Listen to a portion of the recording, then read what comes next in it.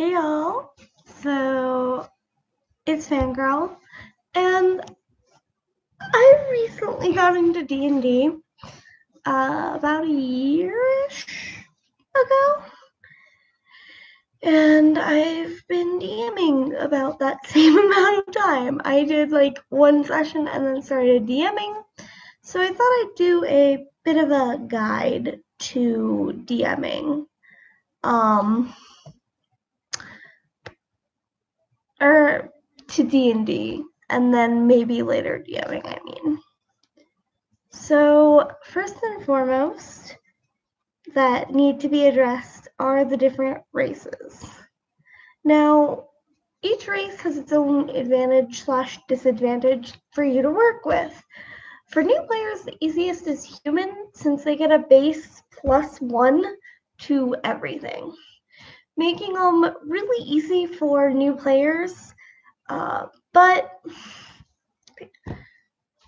I played a human as my first character and I don't regret it, but at the same time, if you're a new player and you want to do something crazy, like you want to try out a half orc or, be a Kenku, go for it. Just have fun. But keep in mind your race stats when picking a class, which I'll get to in just a sec, because each race stat can help it be made really well or pair really well with a class. For example, half elves make excellent bards or excellent paladins because of their charisma. They naturally have like a +2 to charisma, and it's fantastic. So just remember to read up on character stats. When doing character creation and when picking a class, because some classes pair really, really well with each other. Next to talk about would actually be classes.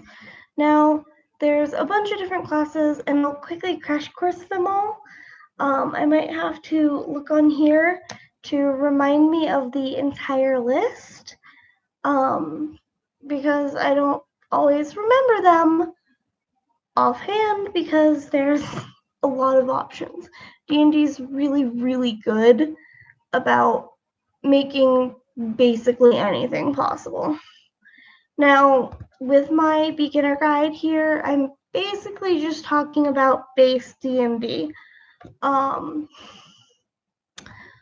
So I'm not really getting too far into things like Unearthed Arcana or the specialized for fandom type stuff like Edge of the Empire, just base Dungeons and Dragons, Kobold Press, that kind of stuff.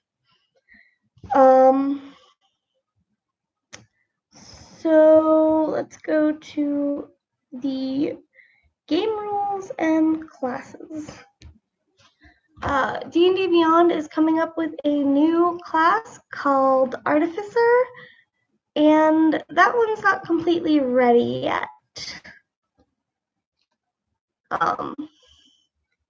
But I'll probably talk about it more when it's out and I've used it.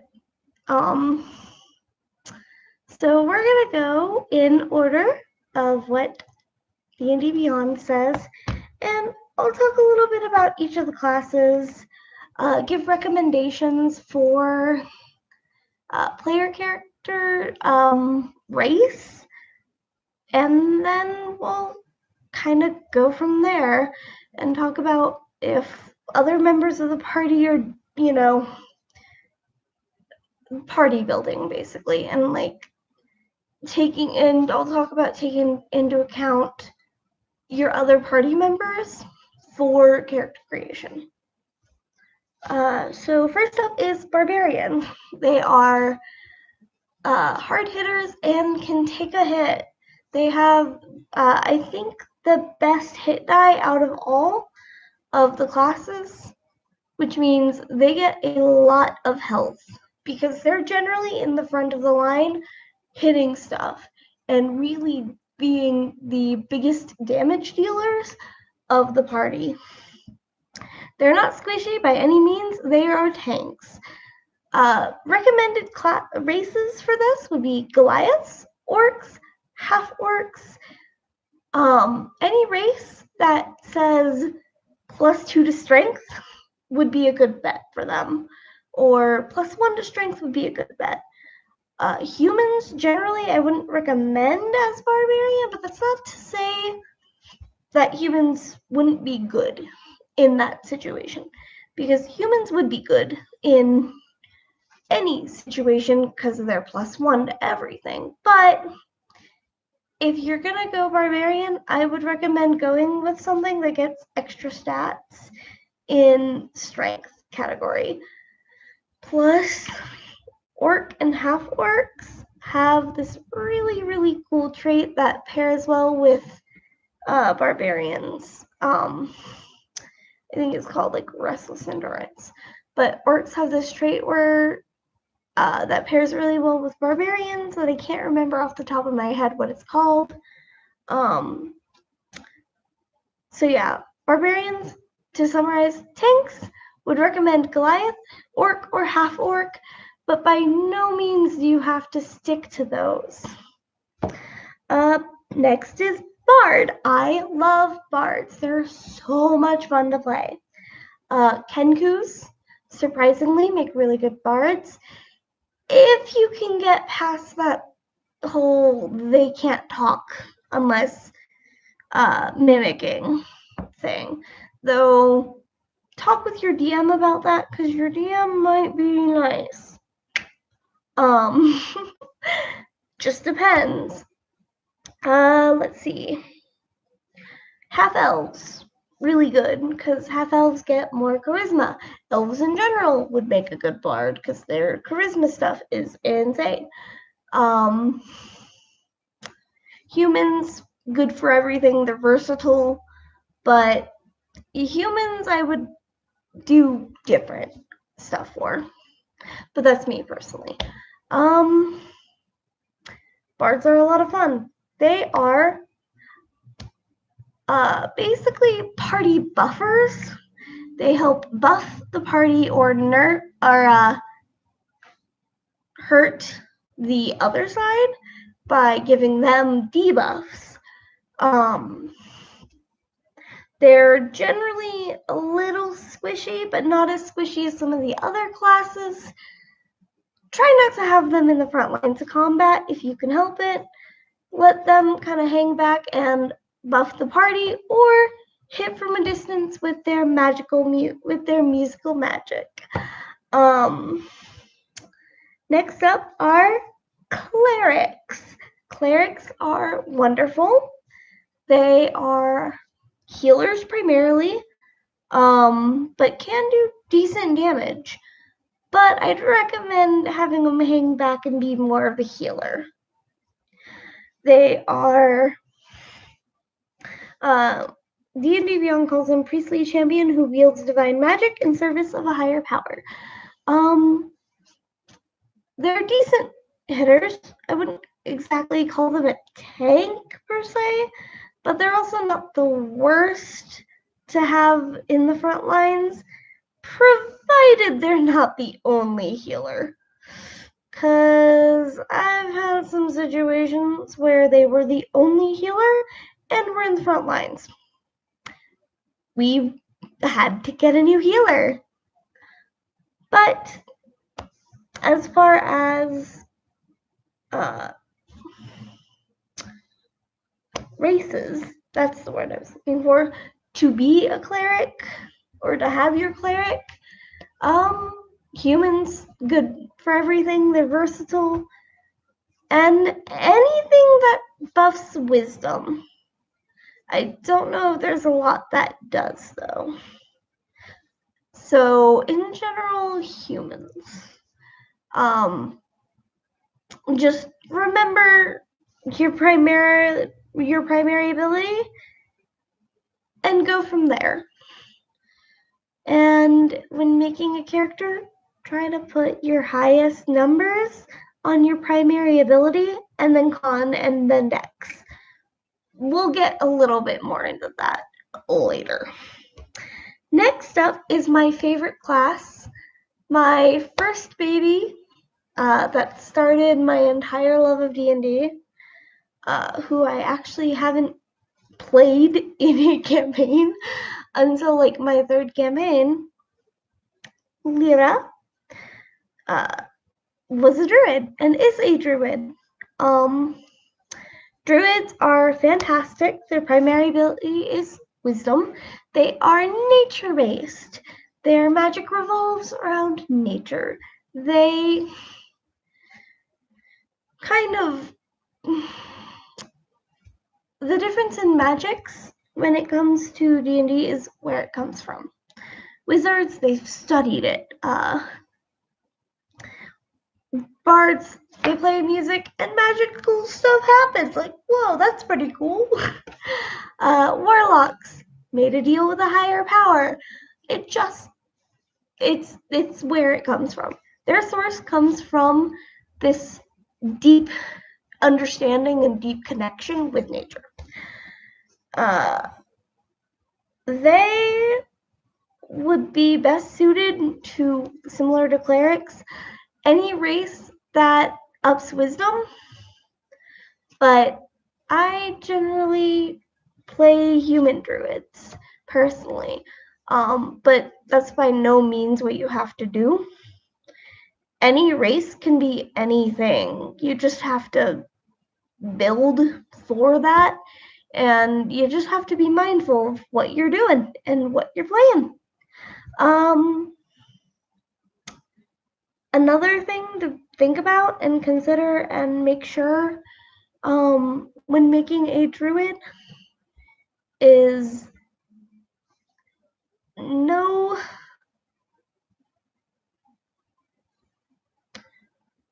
that a lot of intelligence and wisdom are going to be the primary saves. Like, those are the saves that they get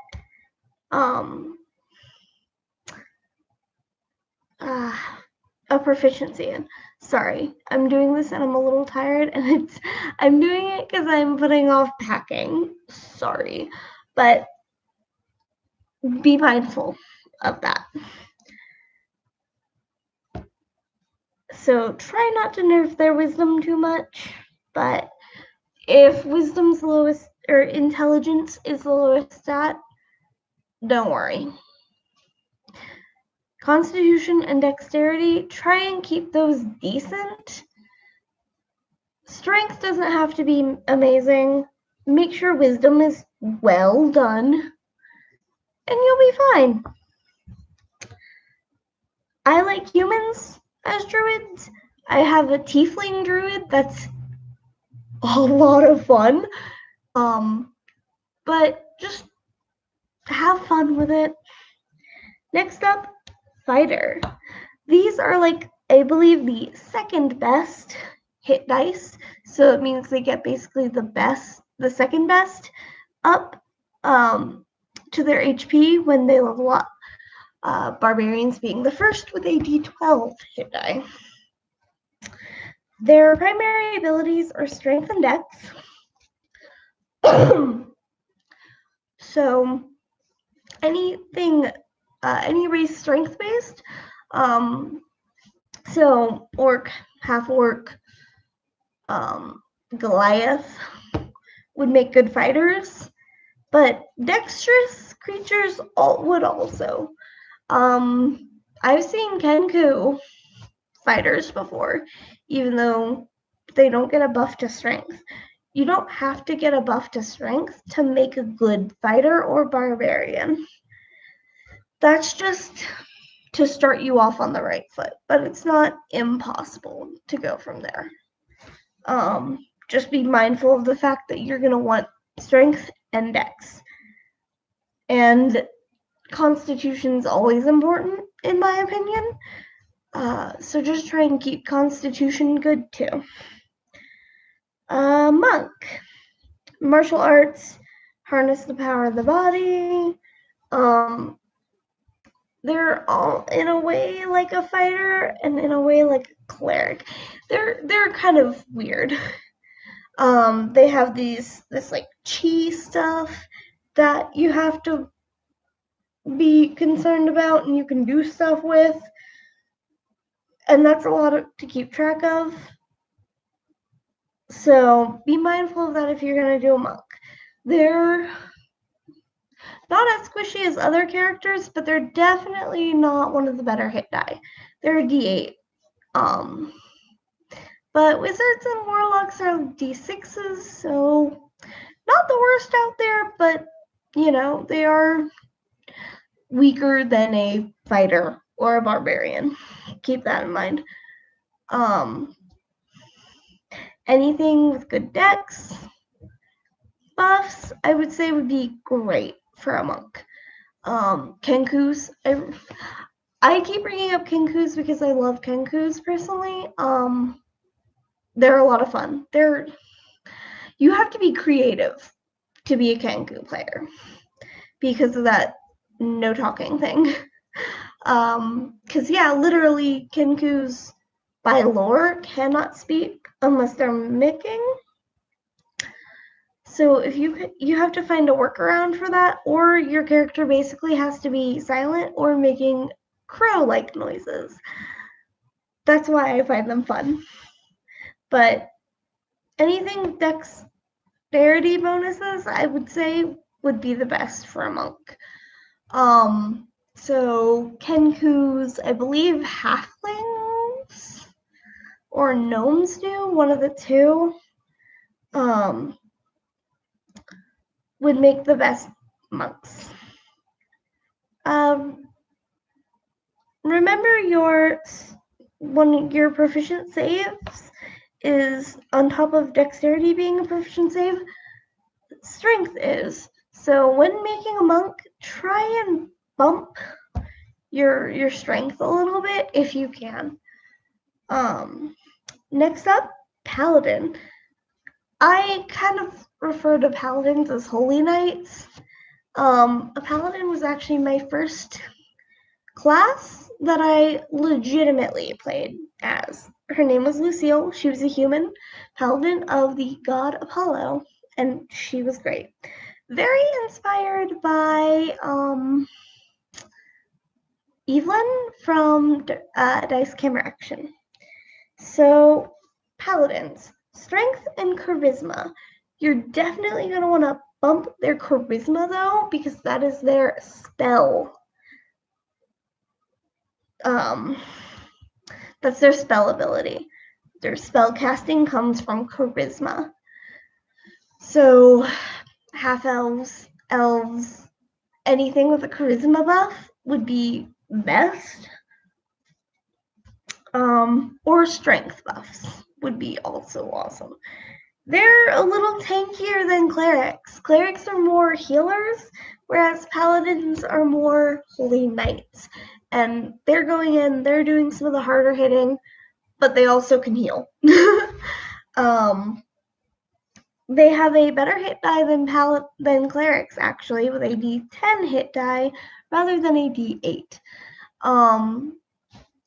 I made a half-orc cleric at one point, and but that half-orc would maybe have actually been better service to be a paladin. So just, play around, have fun. Any race can be anything. You just go for it.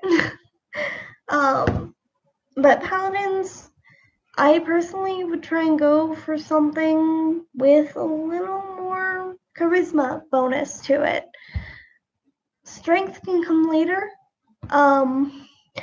or you can put one of your higher stat rolls in strength. Just be mindful of what the rules say about your class, and and you'll be fine. Ranger also have a pretty nice hit die, a D10. They're also nature based, but the way that they do their nature is a lot different than druids. They don't do as much magic. They do have magic abilities, just they don't do as much. Druids are very magical based, whereas rangers are more fighting based. They are Dex and Wisdom. Their spellcasting ability is Wisdom. I would more use Rangers as long distance combat, backing up the rest of the party. I'd use them as a bow and arrow, like as an archer, back up the party. But that's not to say that's what they should stick to. Rangers are fairly versatile as a class. For example, look at Wordland Wireshake from Dark and Dicey. He's a ranger that acts a lot like a rogue. So your class doesn't define what your character is or should be. Mess around with what you have. Mess around with your abilities. At the end of the day, it's supposed to be fun. Rogue, speaking of, they are sneaky and stealthy and steal stuff or assassin type characters. They're a D8 hit dice, so they're squishier than a rogue or a paladin or fighter or barbarian, but stronger than, say, a wizard or warlock. Dexterity, anything with dexterity. Kenkus actually make freaking fantastic rogues because they already get deception stuff already. They have forgery, expert forgery, and mimicry. Naturally, I used to call mimicry mimicry. That not one of my prouder moments, but yes, that was a thing. They have a bunch of other abilities that make them really good rogues. They already, in a way, have a roguish background as a Kenku. So if I were to play a rogue, I'd probably play a Kenku rogue. Or halflings, Lightfoot halflings, not the other one. I can't remember what the other one's called right off the top of my head. Gnomes would probably be pretty great for a rogue. Humans, great at everything. Elves would possibly, I can't remember elves' decks. I think elves have a good decks, particularly wood elves. So anything with a good dexterity would be a good rogue, but again, don't put yourself in a box. Make sure your dex and your intelligence are decent, because you get a proficiency in intelligence checks. So just make sure that that's not terrible.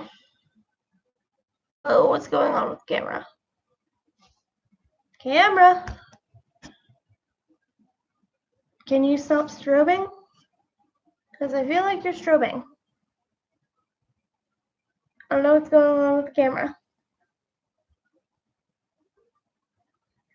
Okay, just moving along. Now that that kind of fixed itself. Weird, sorry about that. Sorcerer. Now, these basically have to have magic in their blood. Their magic comes from their bloodline. There's different ways of doing this. Check the book.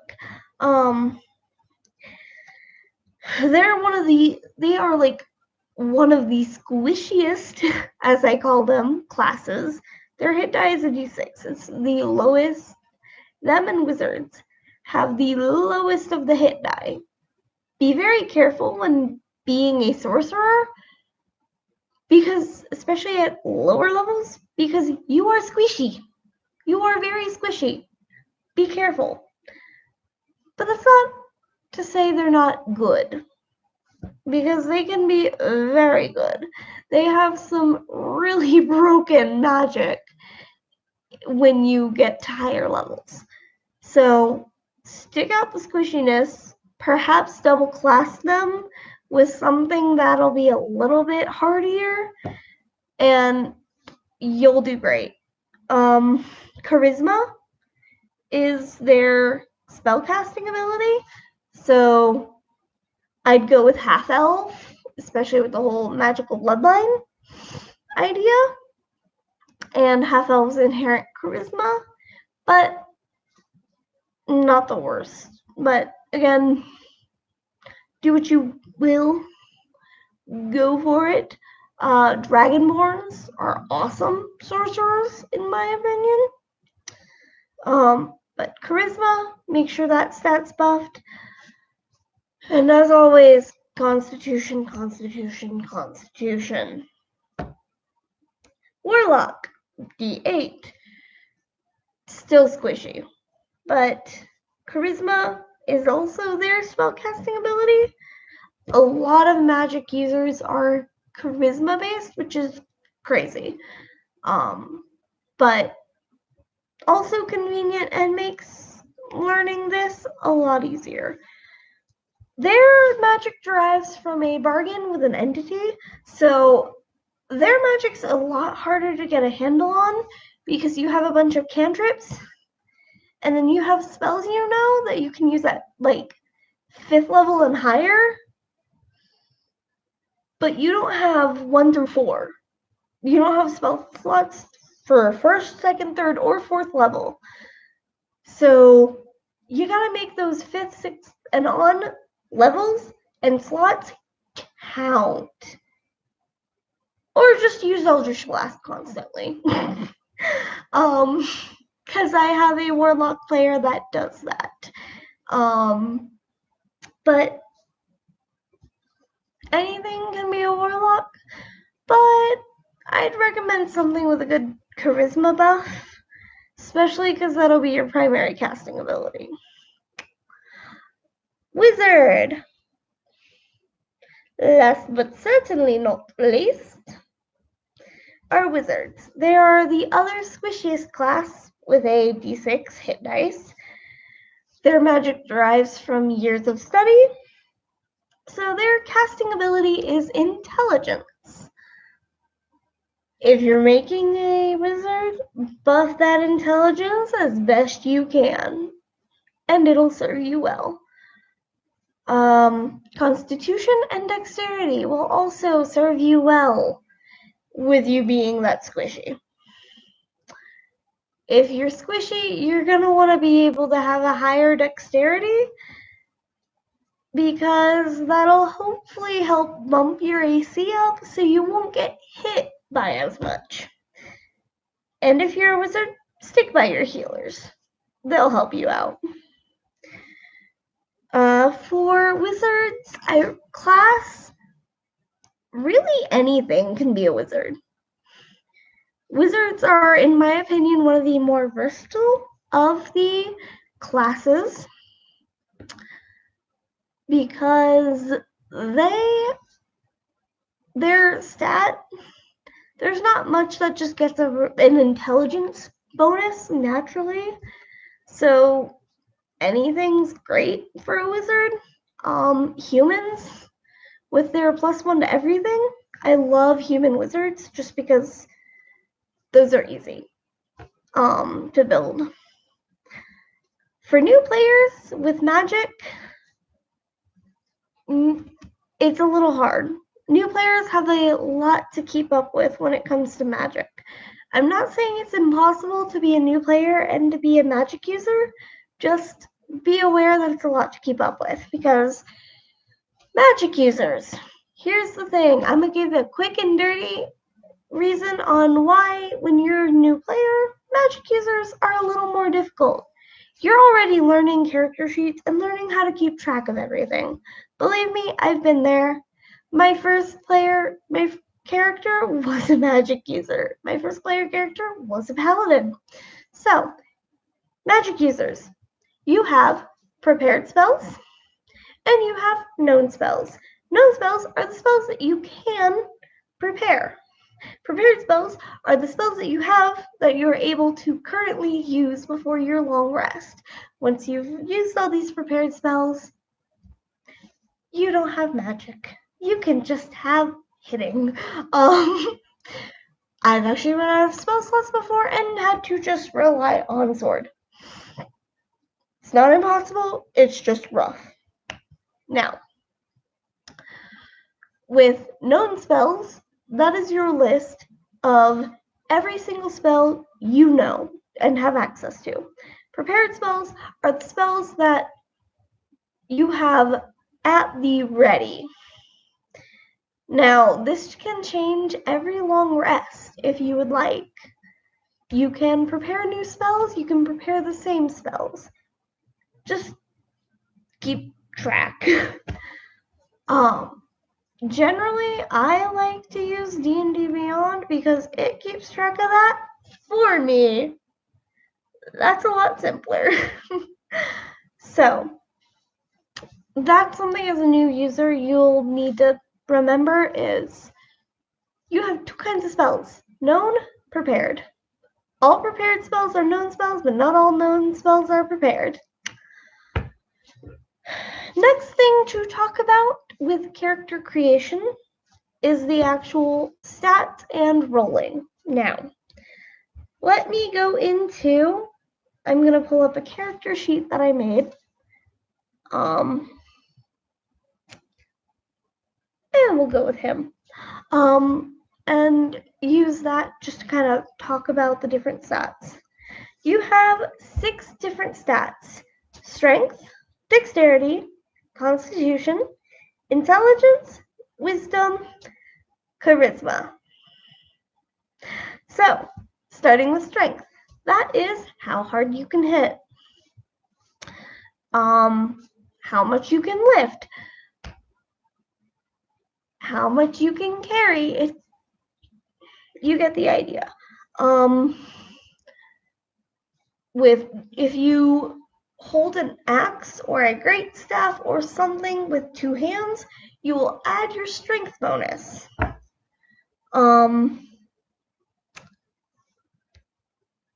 Let's see.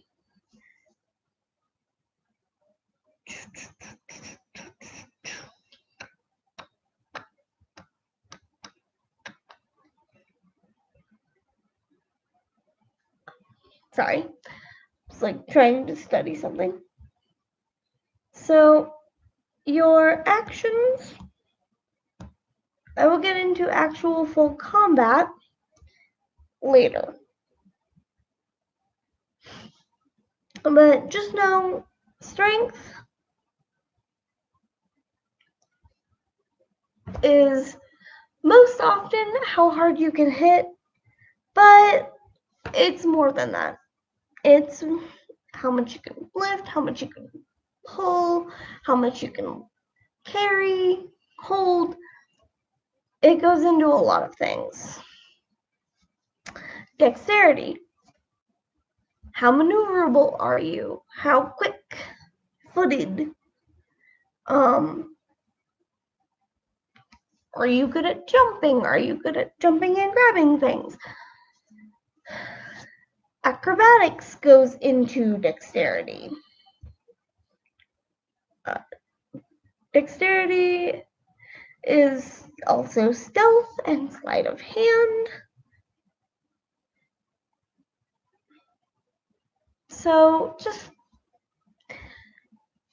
in essence though, how quick are you? How slick can you be? Constitution. How much can you hold? How tough are you basically? Drinking will often be a Constitution save. There are no skills that go under Constitution. It's just saves. Magic can sometimes be Constitution saves. So when you open a random door and you hear make a Constitution save, know you're in for it. Basically, they're just how tough are you against outside influences. Intelligence. How smart are you?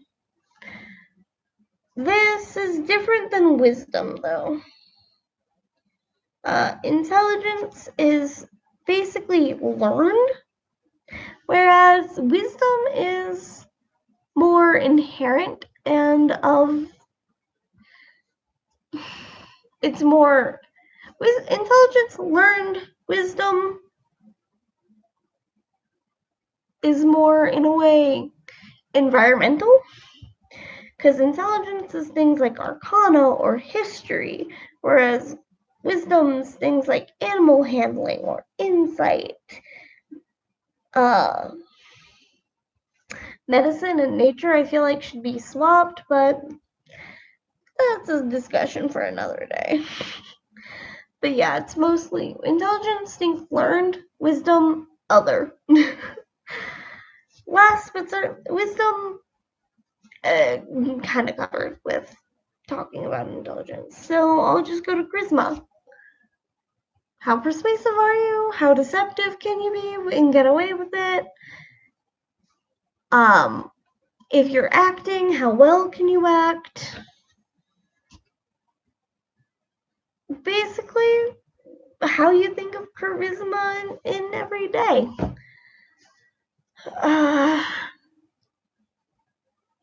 Are you a bard? Charisma.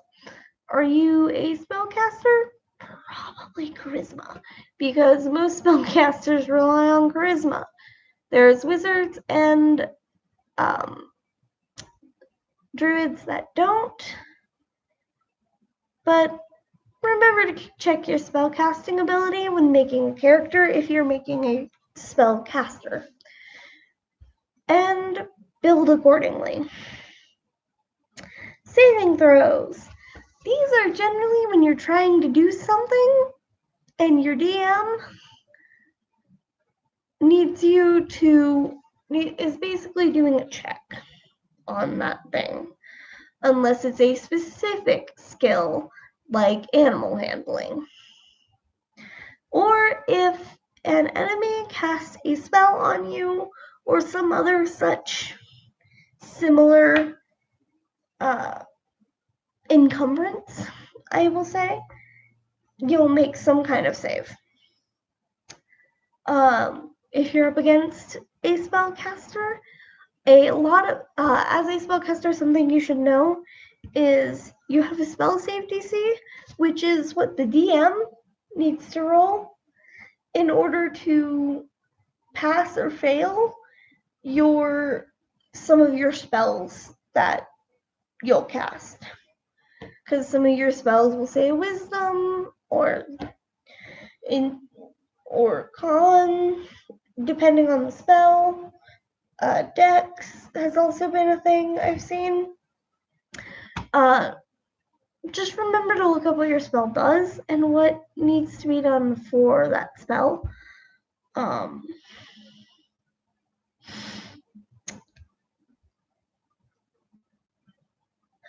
Sorry. We've already within each of these main skills, except Constitution, there are smaller, more specific skills that I've already kind of made references to in this. Acrobatics, animal handling, arcana, athletics, deception, history, insight, intimidation, investigation, medicine, nature, perception, performance, persuasion, religion, sleight of hand, stealth, and survival. Each of these will help you in varying situations. Make situations more charismatic to win so that you're rolling your higher numbers. Then say, I'm gonna go stealth this dude, and you have like a +1 to dexterity, whereas you have a plus, say, 4 to charisma. You're gonna want to go about a situation of robbing a guy, for example, in a charismatic way. If you, let's say you need a bracelet from a guy, you have a +1 to dex, +4 to charisma. You're going to try and convince him with the +4 to give you the bracelet rather than to steal it with the +1. Now, if things were reversed where you had a +4 dexterity and a 1 charisma, then you'd want to stealth and try and steal it rather than convince him to give it to you. So that's skills. Actions. When in combat, you can take a variety of actions. You can attack. If you're a spellcaster, you can cast a spell. You can dash, which is basically move your movement speed. You can disengage, which means basically get out of combat. Dodge. Grapple, which is basically you hold the enemy so that they can't move. Help a teammate. Hide. Improvise, ready, search, shove, or use an object. You have, for your attack, you have your weapons, which will basically vary on your class and what you choose. For example, my half-orc bard has a dagger and a longsword. He's very cute. I love him. But then every character also has an unarmed strike, where they can punch, kick, headbutt, or use similar forceful blow to deal bludgeoning up to equal to 1 plus their strength modifier. Another reason why to have some good strength behind you. There's also bonus actions. Now these vary. Some spells are bonus actions, but if they are, it'll specify, but otherwise assume that they're an action. Healing. If you're a bard, you can do bardic inspiration as a bonus action. There you can react to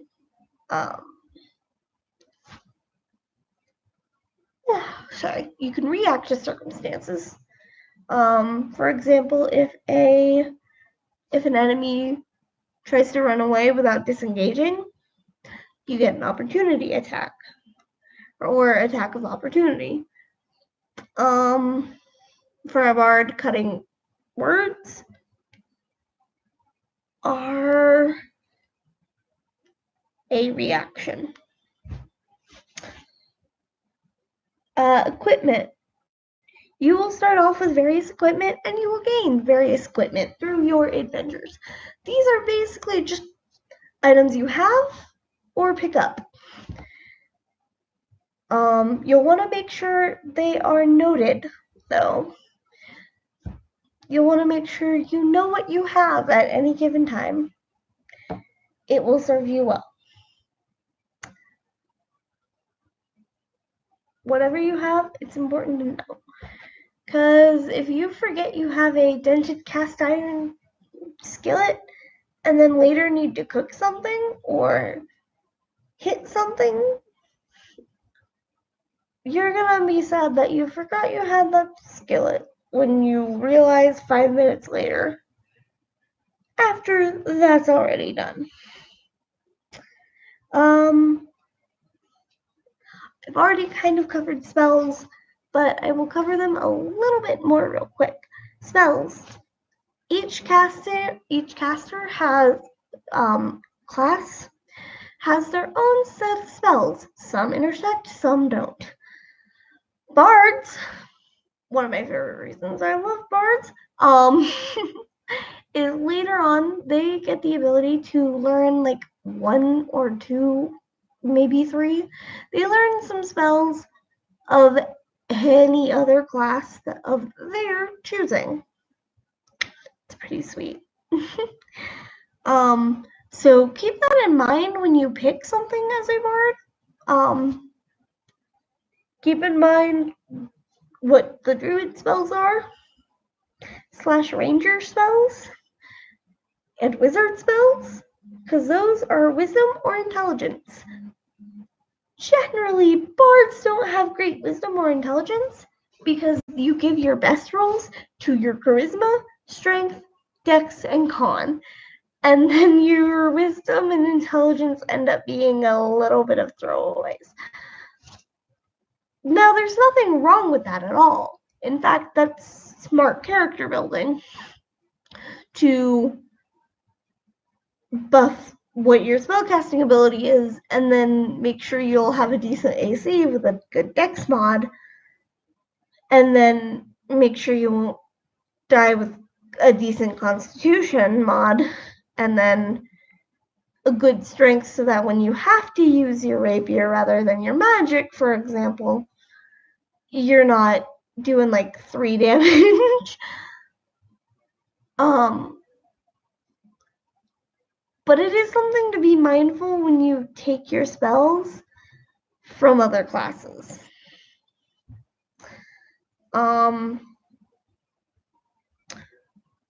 Spells, there's multiple kinds of spells. There's buffing spells, debuffing spells. Basically, either you help the party by helping the party and making them stronger, debuff or hinder the enemy, heal the party, or damage. And those are my favorites. I love damaging the party, or not the party, the enemy with magic.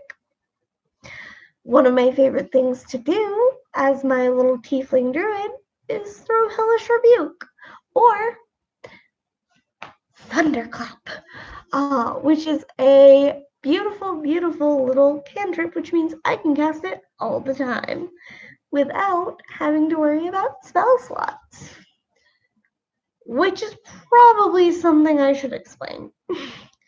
So, when you're a caster, there are 2 kinds of spells, cantrips and then regular spells.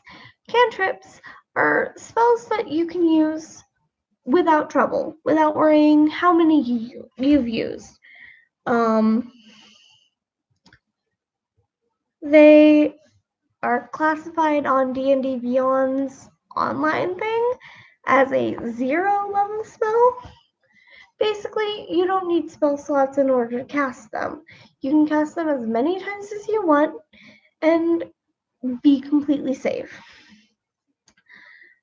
My druids, for example, use that a lot with Create Bonfire. They will throw bonfires at everything because it's a cantrip.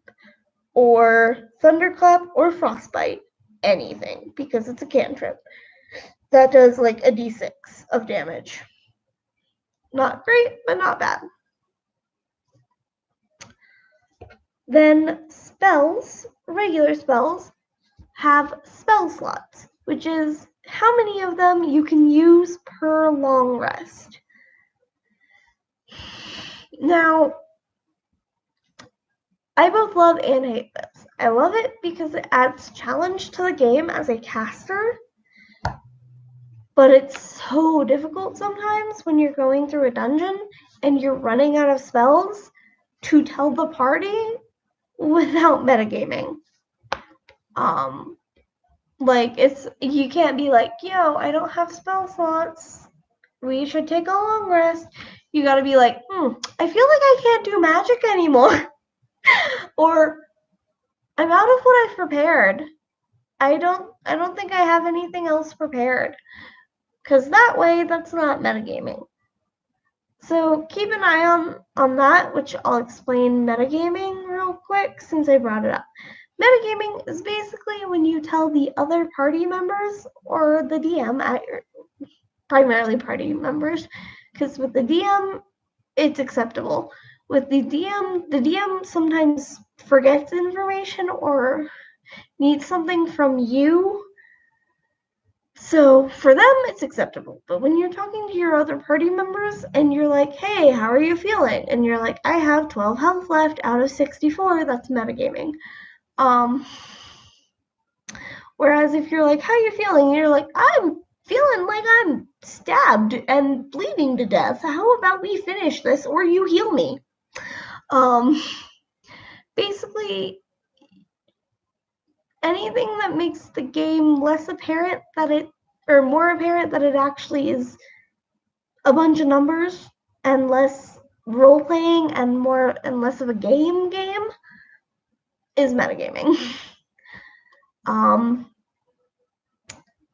But spell slots, they are the limited amount of spells you can use per level,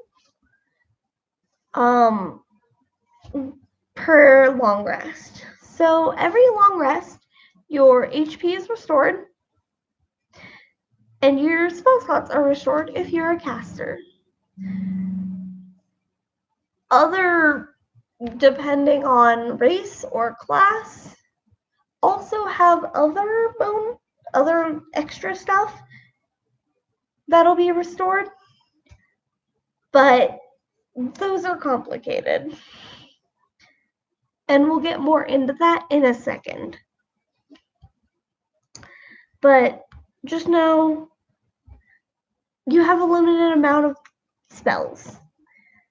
So use them wisely, use them carefully, and if you're a wizard, hope to God the fight finishes quickly before you run out of spells. Or else you're about as useful as a paperweight. I hate to say that about wizards because it is a good class, but you have to be careful when it comes to that.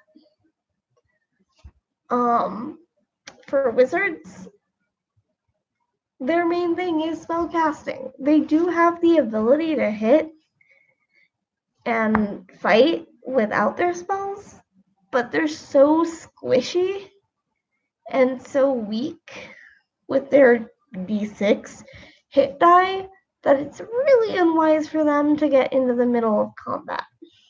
That's why they do things like magic missile or fireball. Features and traits. Each class and each race have features and traits. These are special things. These are that each class or race can do. These compare really well with each other. For example, as I kind of briefly mentioned earlier, orcs have and half-orcs have a little thing called restless endurance that basically means if they're gonna get to if they're reduced to 0 HP but not killed, they can drop to 1 HP instead, which is really great with a barbarian's second wind, I believe it's called, where they're just like, and I have a few more HP, rah! Let's keep going. With them being the hard hitters of a party. Racial traits are often things like dark vision, which means they can see when there's no light, except humans don't have this. Humans are blind when it comes to the dark unless they get a torch.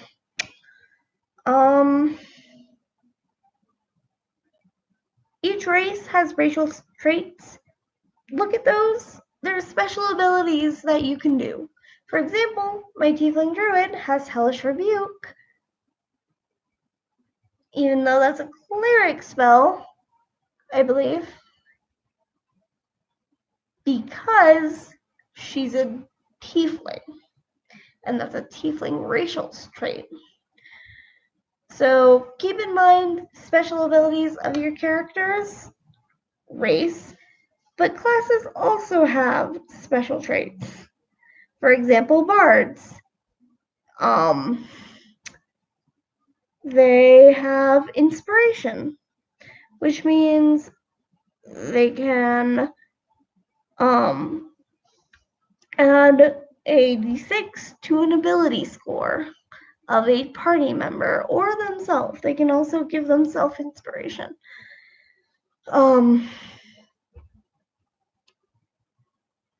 But which can be added before, after seeing a roll, but before knowing an outcome.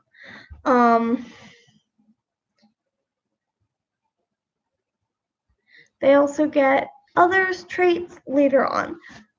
These are just fun abilities that you can use to help give you guys a better chance during combat, during whatever weird stuff your DM throws at you.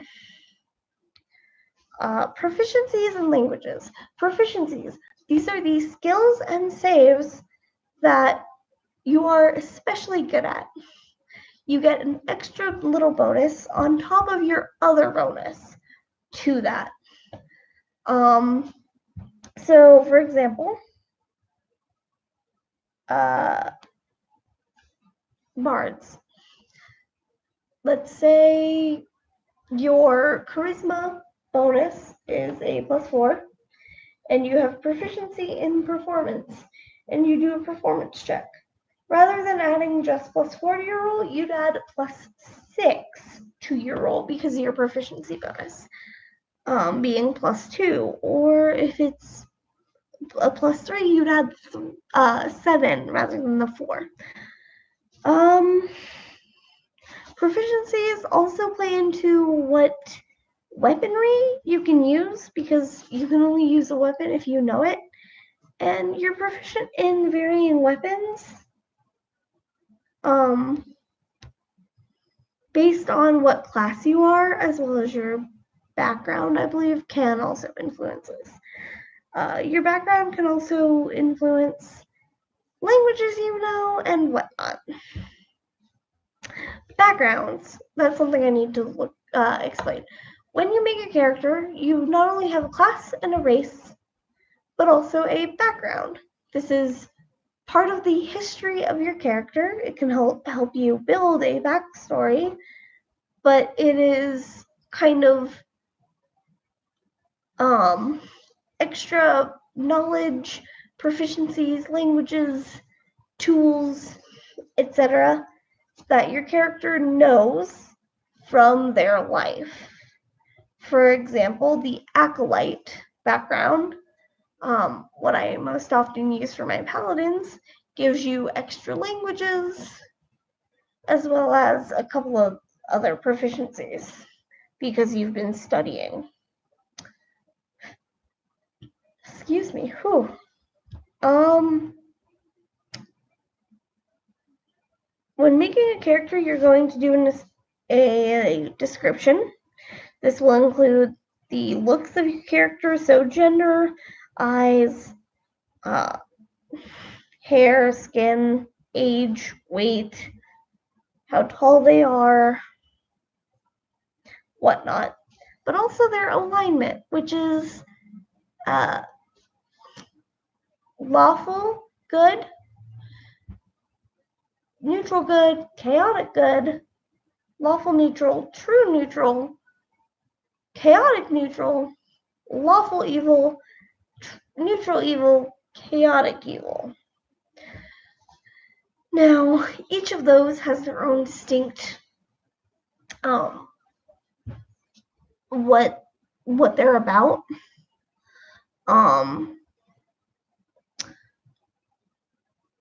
Lawful good follows the law because the law is good and morally right, and it's there for a reason. Basically, that's lawful good.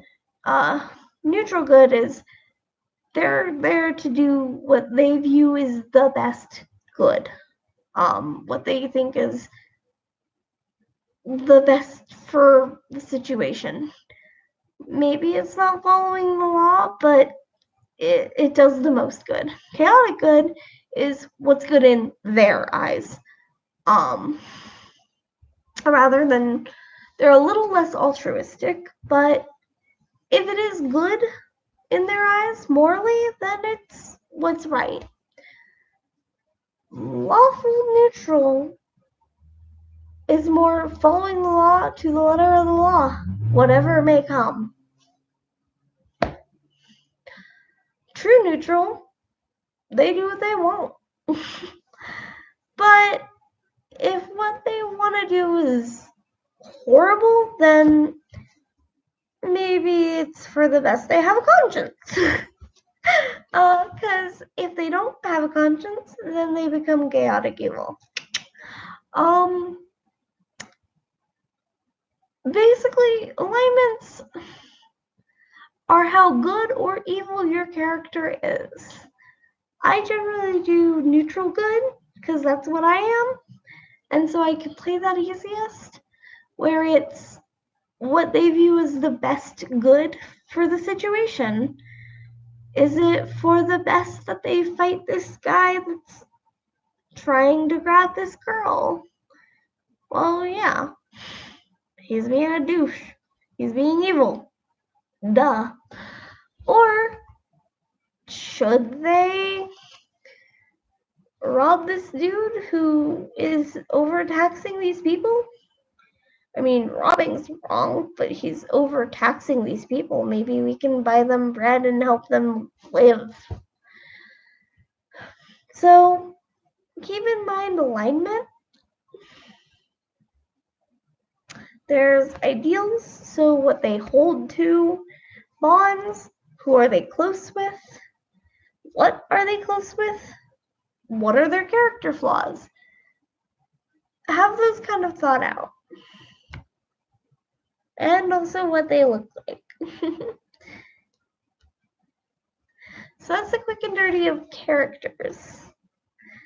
Character rolling. Generally, I roll 46, drop the lowest, re-rolling ones, and then add up the other 3, and there's your number. So that is the quick and dirty of characters. Thanks for watching.